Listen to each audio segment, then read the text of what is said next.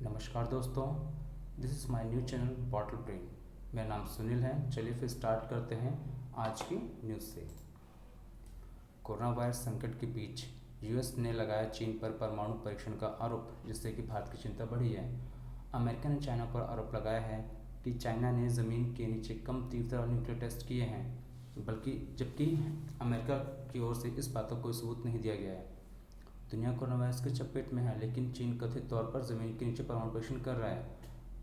America ने आरोप लगाया है कि चीन ब्लास्टर्स को लेकर समझौते का पालन नहीं कर रहा है और इस कोरोना वायरस के महासंकट के बीच को लेकर अमेरिका और चाइना के बीच में तनाव बढ़ सकता है और जिसके कुछ छींटे भारत पर भी पड़ सकते हैं। एक और जहां दुनिया कोरोना वायरस की चपेट में है, चीन कथित तौर पर ज़मीन के नीचे परमाणु परीक्षण कर रहा है। अमेरिका ने आरोप लगाया है कि चीन ऐसे ब्लास्टर्स को लेकर बनाए गए समझौते के पालन की बात करता है, लेकिन फिर भी उसने कम तीव्रता के परमाणु परीक्षण किए हैं। अमेरिका पहले से ही कोरोना वायरस को लेकर चीन पर आरोप लगा ही रहा है और ऐसे में भी चिंता जताई जाती है कि अमेरिका और चीन के संबंधों पर असर पड़ सकता है। अमेरिका की चिंता है कि पेंचिंग टेस्ट ब्लास्टर्स के लिए बनाई गई जीरो ईल्ड की संधि का उल्लंघन कर सकता है। इसके पीछे 2019 में लोकनो न्यूक्लियर टेस्ट साइट पर चीन की गतिविधियां एक बड़ा कारण है। चीन की साल भर से लोकनो टेस्ट साइट पर तैयारी चल रही है। एक्सप्लोसिव कंटेनमेंट चैम्बर्स लोकनो में बड़े स्तर पर खुदाई और न्यूक्लियर टेस्टिंग को लेकर पारदर्शिता छिपाने के चलते चिंता पैदा होती है कि उसने शायद जीरो ईल्ड स्टैंड का पालन नहीं किया है। बता दें कि आपको बताना चाहूँगा कि जिन कम तीव्रता वाले परमाणु बमों के परीक्षण का शक अमेरिका ने जताया है, उन पर चीन और पाकिस्तान साथ में कम कर रहे हैं। यानी कि जिसको किसी भी छोटे इलाके को निशाना बनाना काफ़ी आसान होता है। अब आपको जीरो ईल्ड के बारे में थोड़ा बहुत बताना चाहूँगा। जीरो ईल्ड क्या होता है? जीरो ईल्ड एक ऐसा न्यूक्लियर टेस्ट होता है जिसमें कोई एक्सप्लोसिव चेन रिएक्शन नहीं होता है, जैसा न्यूक्लियर हथियार के डेटोनेशन पर होता है। 1996 में कॉम्प्रिहेंसिव टेस्टमेंट ट्रीटी बनाया गया था न्यूक्लियर टेस्ट के लिए, ठीक है, तो जिससे कि न्यूक्लियर हथियारों की सुरक्षा सुनिश्चित की जा सके।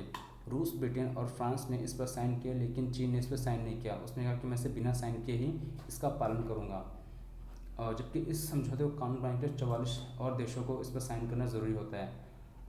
अमेरिका में एक सीनियर अधिकारी ने बताया कि इन अटकलों से डोनाल्ड ट्रंप के उस प्लान को मजबूती मिलती है जिसके तहत वे रूस के साथ होने वाले आर्म्स कंट्रोल अकॉर्ड में चीन को भी शामिल करना चाहते हैं। दूसरी ओर 300 न्यूक्लियर हथियारों के मालिक चीन ने हमेशा इस बात का खंडन किया है। उसका कहना है कि न्यूक्लियर फोर्स डिफेंस के लिए है और उससे कोई खतरा नहीं है। साथ ही आपको यही बताना चाहूँगा कि अब तक कितनी कंट्रीज़ ने कितने न्यूक्लियर टेस्ट किए हैं।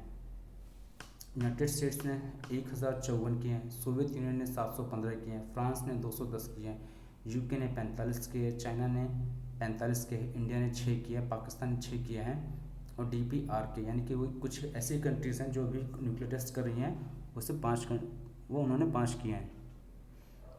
DPRK ऐसी कंट्रीज़ होती हैं जो कि आज भी टेस्ट को कंटिन्यू कर रही हैं। न्यूक्लियर टेस्ट कितने तरीके के होते हैं? एटॉमिक बम एक एटॉमिक बम जो एक हिरोशिमा पे बम गिरा था उसके इक्वल में होता है, यानी कि उसने कितना डैमेज किया था हिरोशिमा पे जब एक एटॉमिक बम गिरा था, तो वो होता है। तो 1 atomic bomb equal to 1 Hiroshima bomb, ठीक है। तो सेकंड होता है बूस्टेड फ्यूजन बम, यानी कि इसका जो बम का रिएक्शन होगा वो 25 हिरोशिमा बम के इक्वल में होगा, और हाइड्रोजन बम जिसका कि 1000 एटॉमिक बम के इक्वल होता है। न्यूक्लियर टेस्ट क्या होता है? न्यूक्लियर टेस्ट होता है कि न्यूक्लियर वेपन्स की इफेक्टिवनेस, यील्ड और एक्सप्लोजिव कैपेबिलिटी को चेक करने के लिए होता है। इसमें न्यूक्लियर टेस्ट से ये होता है कि हम वेपन्स की कैपेबिलिटी को चेक करते हैं कि क्या वो प्रॉपर तरीके से फंक्शन कर रहा है कि नहीं कर रहा है, वो डेटोनेशन प्राइवेट करेगा कि नहीं करेगी, वो कितने कंडीशंस में है, वो कितना इफेक्ट करेगा, कितने स्ट्रक्चर्स पे कितना असर डालेगा, उसके इक्विपमेंट कितने इफेक्टिव हैं। इसके लिए हम न्यूक्लियर एक्सप्लोजन्स की टेस्टिंग करते हैं। और न्यूक्लियर टेस्ट काफ़ी तरीके के होते हैं, जैसे कि आपको बताना चाहूँगा। पहला होता है एटमॉस्फेरिक टेस्टिंग, सेकंड होता है अंडरग्राउंड टेस्टिंग, थर्ड होता है अंडर वाटर टेस्टिंग, फोर्थ होता है exoatmospheric testing. Salvo test self test का बता चुके नंबर ऑफ एक्सप्लोजन्स, यानी कि जितने ज़्यादा एक्सप्लोजन्स हम लोग करेंगे उसके आधार पर तय किया जाता है कि ये हमारा बम कितना ज़्यादा इफेक्टिव होगा। न्यूक्लियर कुछ ट्रीटीज साइन की गई थी न्यूक्लियर टेस्ट को बैन करने के लिए। तो इसमें से कुछ दो तरीके की हैं, partial nuclear test ban treaty और comprehensive nuclear test ban treaty. Comprehensive nuclear test ban treaty को सबसे ज़्यादा इफेक्टिव माना जाता है क्योंकि इसने ना पूरी दुनिया में न्यूक्लियर टेस्टिंग को बैन करने के लिए बात कही गई है और किसी भी तरह के हथियार को नहीं बनाने की बात की गई है। जो और कहा गया है कि जो भी safe realistic and step to reduce, कुछ ऐसे स्टेप्स लो जिससे कि न्यूक्लियर वेपन्स को हम रिड्यूस कर सकें। साथ ही आपको आज की न्यूज़ के लिए धन्यवाद। लेटेस्ट न्यूज़ और नॉलेज से जुड़ी न्यूज़ की जानकारी के लिए हमारे चैनल को सब्सक्राइब करें और प्रेस द बेल आइकन।